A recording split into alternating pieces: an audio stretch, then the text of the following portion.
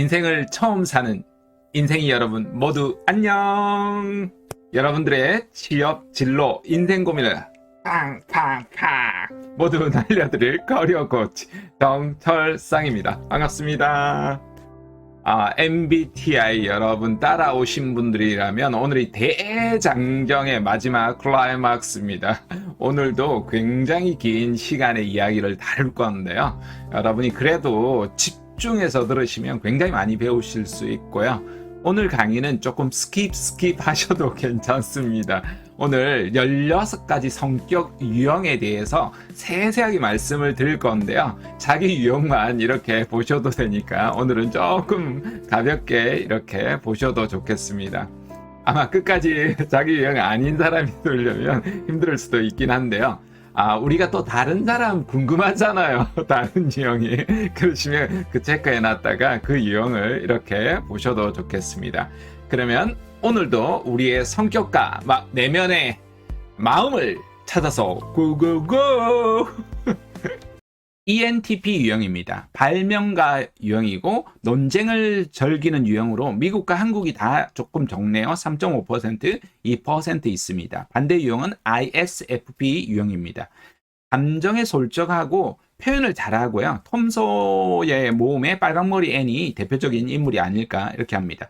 지적이고 에너지가 넘치고 활동 범위가 넓고 직장을 좀 많이 이직하는 유형이라고 하네요. 이분들이 한 이야기들입니다. 기존의 것들을 바꾸려는 경향이 있고 전공을 할 때 대학 다닐 때도 부전공이나 복수 전공이나 항상 뭔가를 배우는 유형이다 이렇게 봅니다. 조용하고 과묵하나 관심이 있는 분야에 대해서는 말을 아주 잘하고요. 사람들 중심으로 한 가치보다는 아이디어에 주로 관심이 많고 굉장히 분석적이고 논리적이고 객관적 비평을 잘합니다.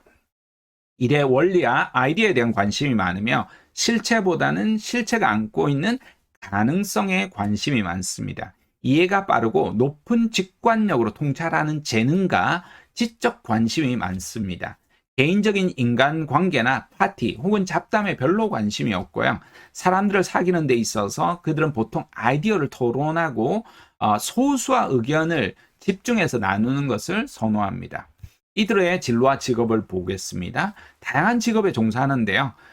그 분야들은 전형적으로 그들의 혁신적이고 분석적인 사고를 사용할 수 있는 곳이라고 합니다. 추상적인 것을 편안해하고 창조성과 문제 해결 능력 때문에 종종 과학이나 의사소통, 과학기술 분야에 속한 직업에 매력을 느끼고요. 그들은 새로운 프로젝트를 시작하고 새로운 일 처리 방법을 생각하는 일에 고무되는데요. 이유는 복잡성과 해결해야 할 새로운 문제에 대한 자극을 받기 때문이고요. 그런 결과 때문에 종종 문제 해결에 필요한 직업을 선호합니다. 선택률이 높은 직업은요, 사진사나 마케팅 전문가나 언론인, 배우, 컴퓨터 시스템 분석가, 신용보조회, 의사, 엔지니어, 건축가 이런 직업들이 있고요. 선택률이 낮은 직업은 형사, 공장 부지 감독자, 가정관리, 자문가, 가정학자, 교사, 교정 직원, 순수예술가, 학교 버스 기사 등이 있습니다. 자, 모든 유형에는 이런 직업을 선택해야 되고 이런 직업은 선택하지 않아야 된다는 것이 아니라 이렇게 선택률이 높은 직업을 통해서 내가 어떤 직업을 하면 만족을 더 많이 가질 수 있겠구나 이렇게 유추해 볼 수 있습니다. 자, 대표 인물은요.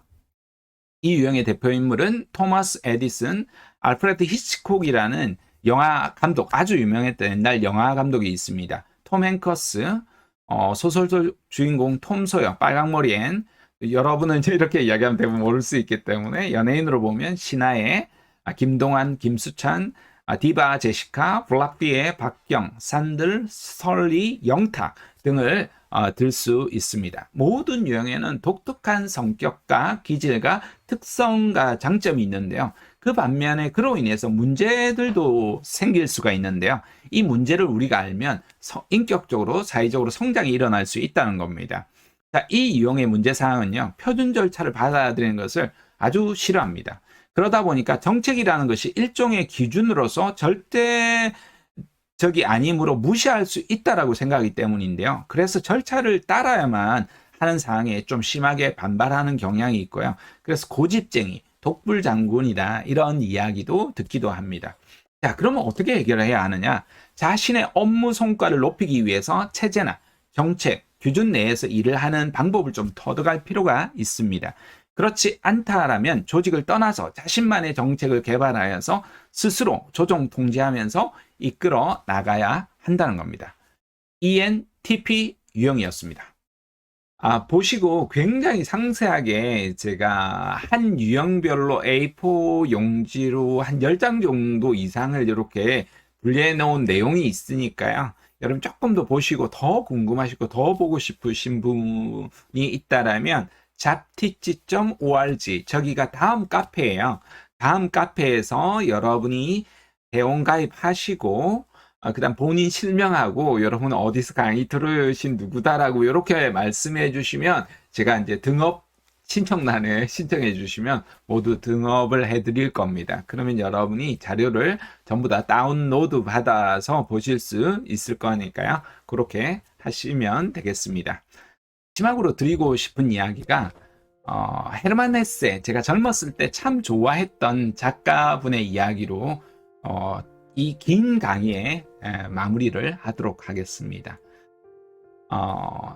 헤세는 그렇게 이야기합니다. 우리의 목적은 서로 같아지는 것이 아니라 타인의 모습, 그것도 있는 모습 그대로 존중하기를 배우는 것, 그것이 서로 인정하는 것이다 라는 이런 말씀을 합니다. 그러니까 내가 나 같지 않다라고, 나와 다르다라고, 우리가 틀렸다거나 너무 안 좋게 봐서는 안 된다라는 겁니다. 인간 존재 그 자체를 이해하고 존중하는 것이 우리가 심리학을 공부하고 마음을 공부하는 거다.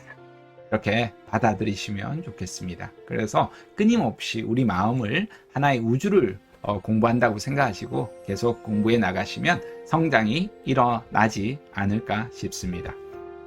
그러니까 항상 여러분이 실천으로, 행동으로 삶에서 그것을 어떤 마음에 있는 것을 바꾸기 위해서 행동으로 실천을 꼭 지속해 나가시고요. 다짐을 하시기 권합니다. 그리고 궁금하고 묻고 싶은 이야기는요. 여러분 제 연락처가 있으니까 언제든지 블로그나 유튜브나 이메일로 문의 주시면 제가 성심성의껏 답변을 다 드릴 겁니다. 여러분 MBTI 관련한 자료는 모두 MBTI 연구소에 지적 소유권이 원래는 다 있어요. 그래서 그 언어를 제 언어로 해석을 해드렸었고요. 모두 그 나름대로의 여러분이 배움이 있었을 거라고 생각합니다. 그래서 혹시나 궁금한 부분들이 있으면 댓글로 이렇게 다 달아주시면 저 역시도 마찬가지로 하나하나 또 배우고 또 필요한 부분은 수정해 나가도록 하겠습니다. 어떻게 오늘 강의 도움 되셨습니까? 늘 우리는 인생을 처음 사는 초보자지만요. 인생을 처음 살아가는 초보자지만 우리가 늘 마음 공부를 하면서 들여다본다라면 우리 자신을 통해서 우주 전체를 또 꿰뚫어보는 통찰력도 배울 수 있지 않을까 이런 생각이 듭니다. 지금까지 저도 인생을 처음 사는 인생이 커리어 코치 정철상이었습니다. 감사합니다.